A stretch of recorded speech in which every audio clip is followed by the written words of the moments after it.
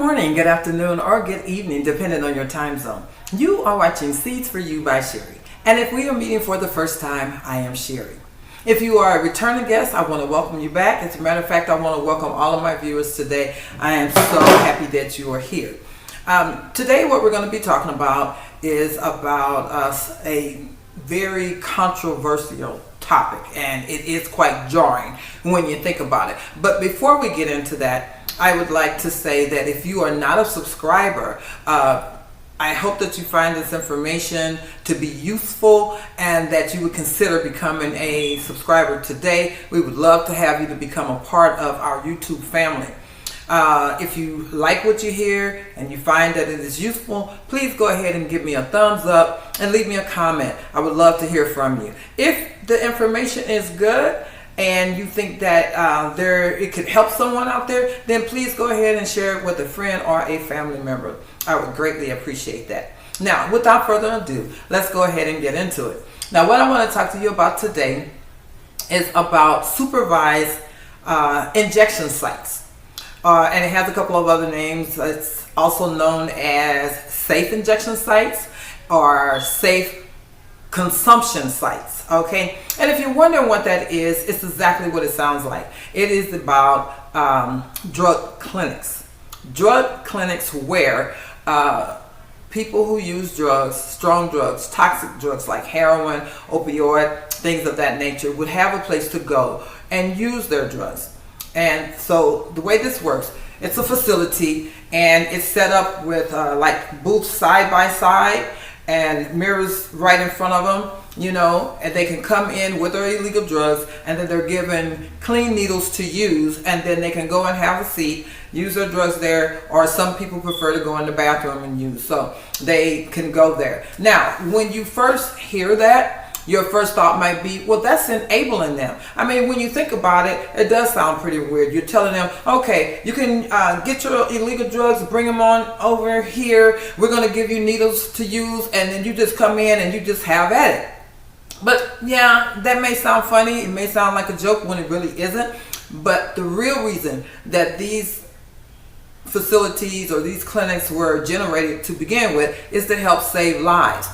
America, the TV show, reported that over 100,000 people OD'd last year. Okay, now let me say allegedly. I know the number is correct. They did report 100,000 deaths to overdoses, but whether or not that was last year or the year before is the part where I'm sketchy at. So allegedly, they reported that 100,000 lives were lost to overdoses last year. Okay. So the whole reason that this was generated was to prevent that and to help save more lives. Why? Because these clinics have medically trained staff members on board. For the event that someone should OD, then they have someone there who is trained to reverse the overdose by using a drug called Naloxone. All right, I had to cheat a little bit because I always forget the proper name for that. But that drug is specifically to overturn overdoses, okay, for heroin, opioid, and any like drugs that are toxic. Okay, so when you look at it like that, that's a good thing because it's saving lives. No matter what your feelings are about people who use drugs, they made a bad decision. Now they're in a situation where they're battling for their lives. You know, do they want to be in this situation now? No. If you talk to them, many of them will tell you they're not happy and they don't like where they are in life with this on their back. Okay, but it does, if you ask them how they feel about the clinic, they will tell you that they appreciate it, that they're happy that it's available to them because it provides a place for them to go with the opportunity to live their life after using without an overdose because someone is there to save them. They will also tell you that they prefer to go there than to use in front of their family members. And so it provides some kind of peace for them. It also provides peace for their families. When you think about it, regardless of how you feel, these are somebody's loved one. It's a son, it's a daughter, it's a sister, it's a brother, it's a mom, a dad, a wife, a husband.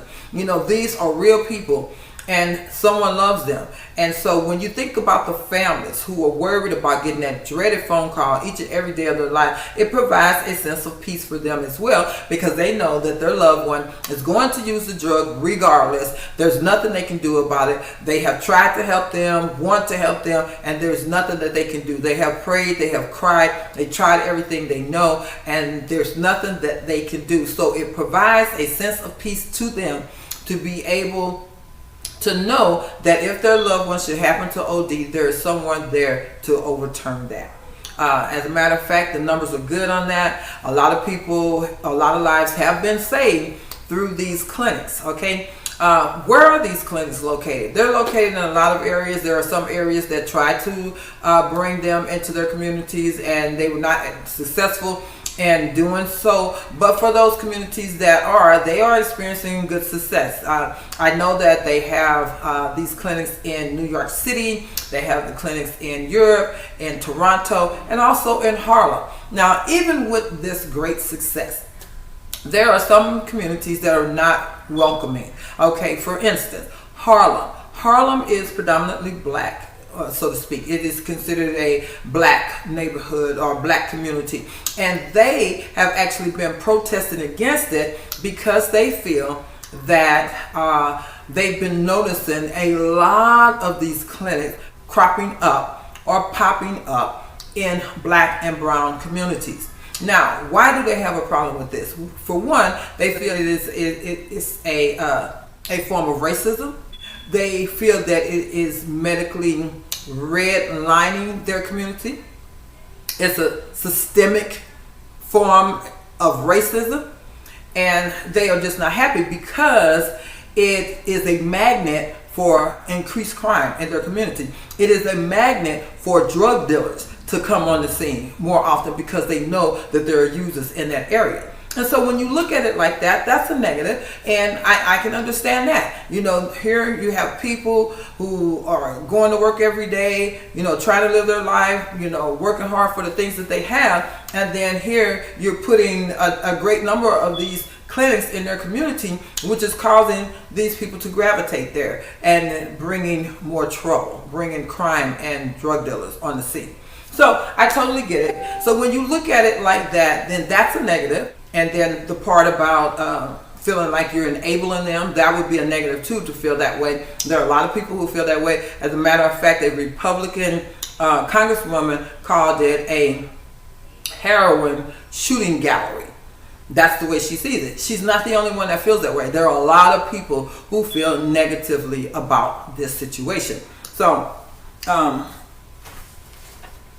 going to cheat a little bit and just see if there's anything else that I wanted to mention here in this situation. Oh, also, in addition to them actually having the clinics that do this, they also have locations where they have pop-up tents to do this. And I actually had the opportunity to watch a clip on this. And some of the people who are out there helping are actually out there helping, but they're users themselves.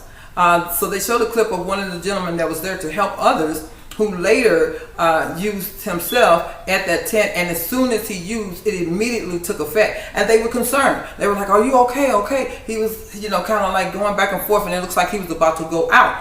But he was safe because someone was there to reverse it if he had gone into an overdose, began to experience an overdose. Now, another thing that you might that may make you appreciate these clinics is when you think about the fact that the areas that have heavy users are dropping needles all over the place. They're dropping needles on the street where the children are going to and from school, you know, getting on and off buses for school. They're dropping them in parks where children go to play. Now, when you hear this, or if you see this, it's not a pretty sight. So there are actually some people who go around every day to pick up these needles just to prevent children from coming in contact with a used needle.